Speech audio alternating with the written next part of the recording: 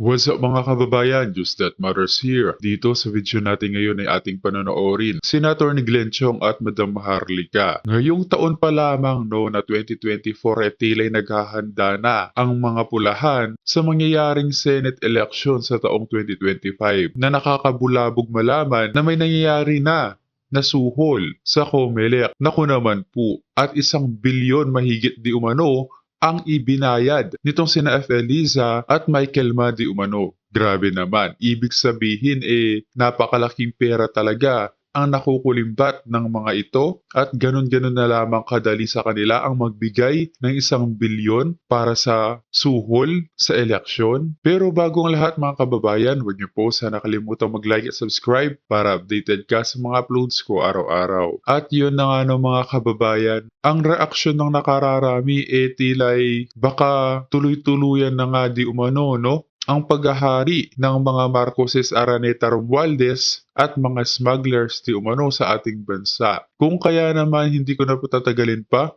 ito na ang buong video. Attorney Glenn, kanina may nakarating sa akin message. Actually, tinext kita. Kailan busy ka.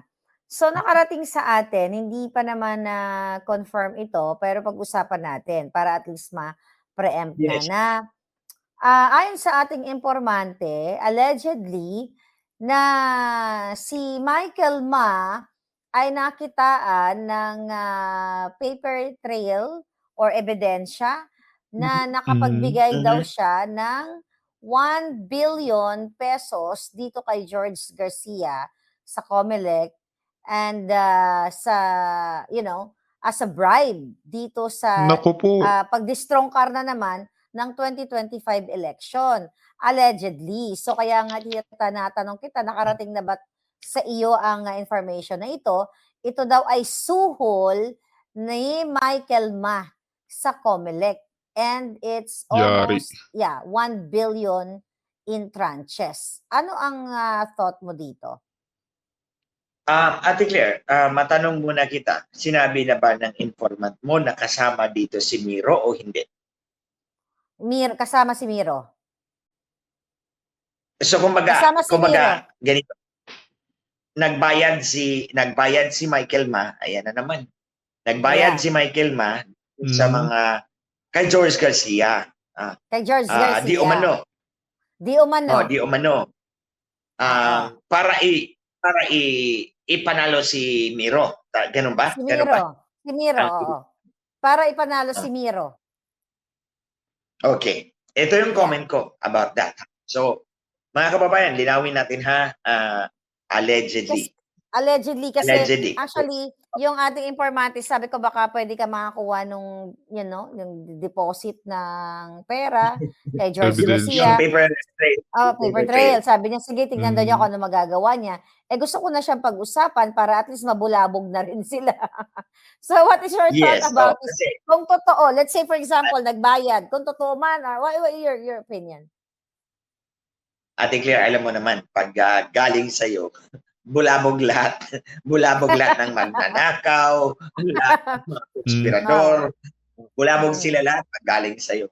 Anyway, allegedly, si Michael Ma, nagbigay ng pera in tranches almost amounting to 1 billion pesos kay George Garcia para ipasok si Miro as election provider. Yeah, and here's another information. Allegedly, ito daw ay nagreklamo yung ibang mga bidders. So, ibang mga bidders, kasama si Smartmatic dito. So, nag-file daw ng reklamo sa Supreme Court. Okay? Itong other bidders, nag-file ng reklamo sa Supreme Court at pinresent yung mga dokumento, mga ebidensya, yung paper trail na yon sa deposit, pero ni-reject ng Supreme Court yung reklamo. O yung pagpa-file nila ng case laban kay George Garcia at kay Miro. So I'm thinking kung other bidders, Smartmatic ba ang nagreklamo? So your thought about this. Yeah. Okay, ganito. Unang-una na kababayan, Ate Claire, sa mga Tops Forum at mga maisog rallies, palagi kong sinasabi yan na itong Miro is a new bidder At hindi ako naniniwala. Both publicly and privately sinasabi ko yan. Hindi ako naniniwala na makakapasok ang Miro kung walang basbas ni national problem. Yeah. Okay? Mm. Hindi maaaring magtalaga ng panibagong election provider, lalong-lalo na sa 2025 elections, 2028, kalkulado na yan ni national problem ni Lisa Marcos. So hindi pwedeng manalo si Miro kung walang basbas ni Lisa Marcos. So, kung si Michael Ma ang nagpadala ng pera, in that regard, tama yung hinala ko. O, di ba? Tama yung hinala ko. Because Michael Ma and itong si Lisa Marcos, magkadikit, di ba?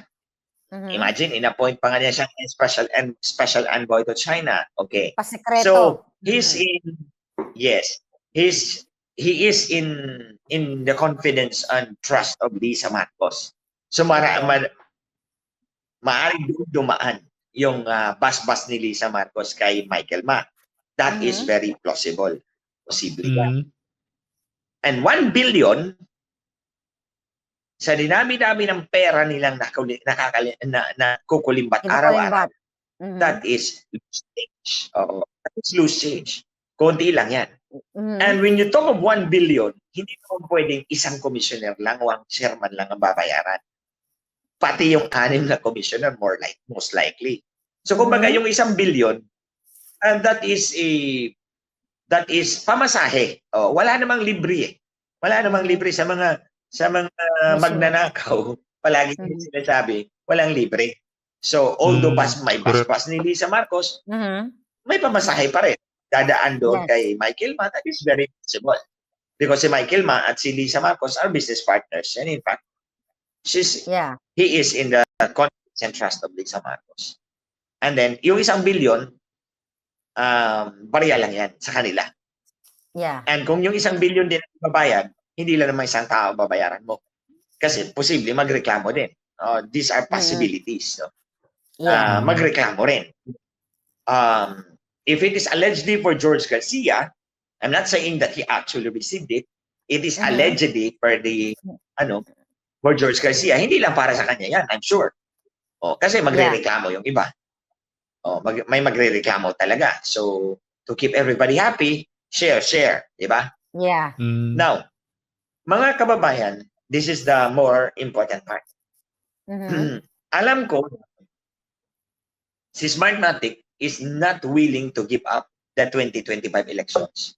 Malaki kasi ang kinita nila sa mga nagdaang gayaan. That's the proof, mga kababayan.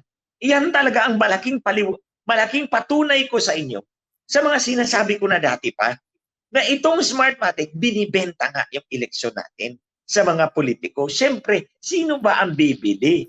Di si drug lord, si crime lord, si wedding lord, at lahat lang ng lord na wala sa langit. Paulit-ulit ko sinasabi. Ang lahat ng bibili ng eleksyon, pwede magtalaga ng politiko, gagastusan ng drug lord, wedding lord, crime lord, or any lord that is not in heaven. So, alam natin yung mga kababayan, lahat ng lord na wala sa langit ay galing sa impyerno. At magiging impyerno ang buhay natin. Ito yung mga mangunguli sa atin. At ito yung magpapatakbo ng pamahalaan natin. Kung hindi man magnanakaw, mandarambong banga. Wag naman. Yan lang yun. So, eto ngayon, bakit ayaw bitiwan ni Smartmatic? Na-disqualify na nga, di ba? Na-disqualify. Court of the affidavit of Glenchong. Kaya natakot sila. So, dinisqualify nila. Tapos ngayon, na-disqualify na ayaw pa rin bitiwan ang 2025 elections. Anong patunay ko? Sumulat ang COMELEC sa Smartmatic. A few months back, sumulat ang COMELEC sa Smartmatic. Sabi nila, gamitin nyo na lang yung mga makina namin. Kasi ang makina ng Smartmatic ang 2019 at 2022 elections. Actually, 2016 pa yan na makina. 2016, 2019, 2022. Yan yung mga makina ni Smartmatic. Mahigit 100,000 yan.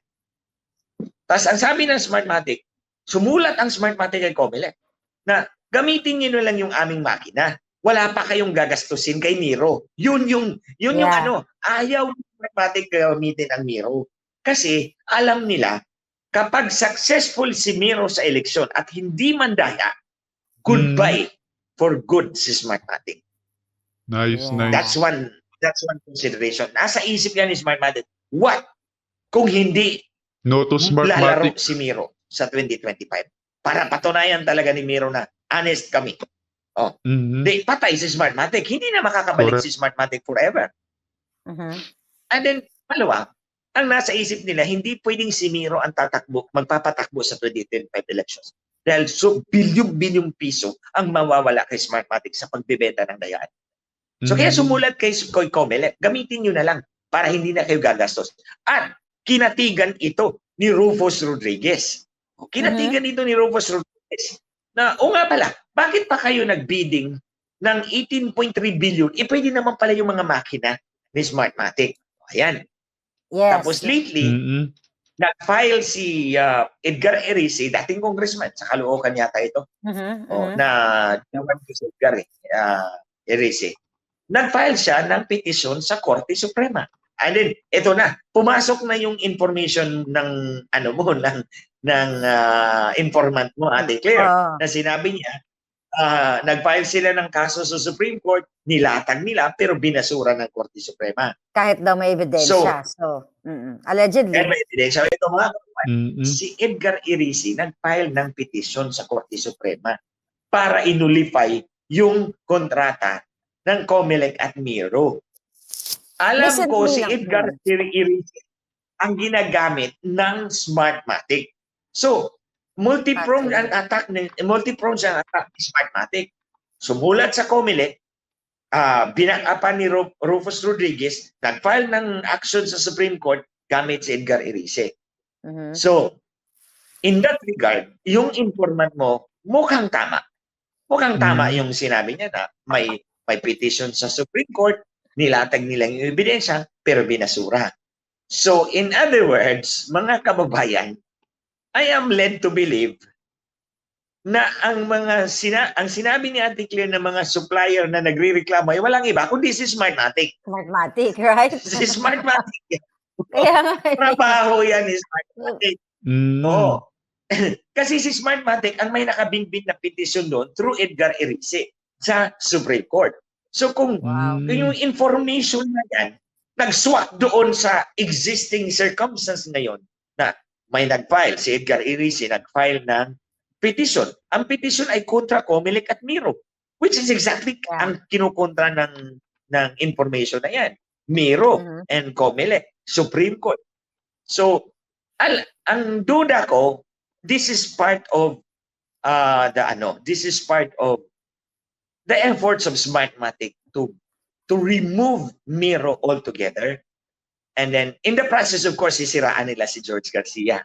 Sisiraan nila si Miro. Sisiraan nila si George Garcia, si Miro, para pag hindi natuloy yung kontrata, sasabihin naman ni Smartmatic, at declare mga kapabayan, nandyan yung makina namin sa 2016, 2019, 2022, gamitin nyo na. So, Smartmatic na naman. So kaya mabuting na pag-usapan natin ito para alam na ng taong bayan yung galawan ng Smartmatic. Ganito, kung may ebidensya talaga kayo laban kay George Garcia at kay Miro, din ilabas mo. Ilabas nila si Michael Ma, si George Garcia at si itong si Miro. Kung may bayaran talaga, ilabas niyan. Kasi ang mangyayari niyan, lalabas din si Smartmatic. Unahan na natin na declare, mga kababayan. Pag lumabas yung ebidensya na may bayaran, suhulan between Michael Ma and George Garcia for the benefit of Miro, and then lalabas agad yan si Smartmatic na gamitin nyo na ang aming makina. Wala na. Si Smartmatic ang may pakada niyan lahat.